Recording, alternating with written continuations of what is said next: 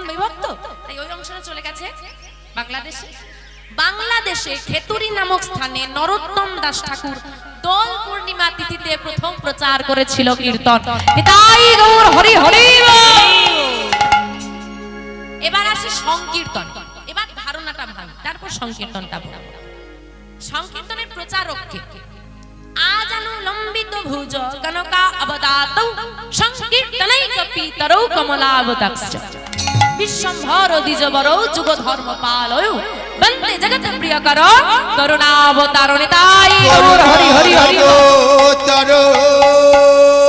সংকীর্তনৈক পিতর শব্দটা সংকীর্তনৈক পিতর মানে সংকীর্তনের পিতা কে?